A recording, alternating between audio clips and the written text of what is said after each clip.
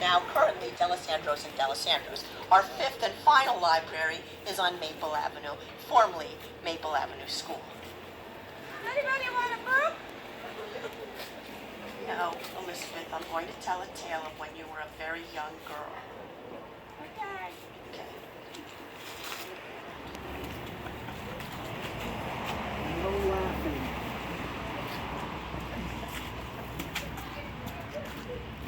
A long time ago, when Elizabeth was alive and young, she lived here with her sister Margaret.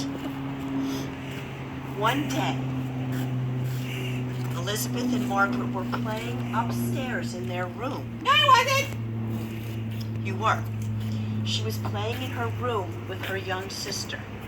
They had a cupboard that was filled with toys, and they were playing games, etc. A young boy came into the room mysteriously.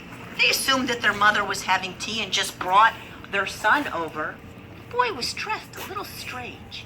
He had on knickers and hose, suspenders, and a strange hat that almost looked like a birthday. They played for hours. They were happy. No, I wasn't. They were happy playing games. The little boy participated in all of the games and was very happy. He was mean. He wasn't mean. He was a nice boy. Then, as the day grew on and shadows were cast in the room, and as mysterious as the little boy showed up in the room, he disappeared. They assumed that their mother, her friend, had left and just the boy went home with the mother.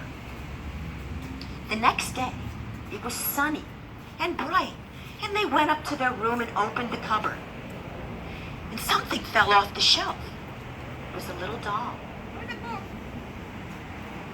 with knickers, hose, suspenders, and a birthday hat. And it was winking. On to the next one.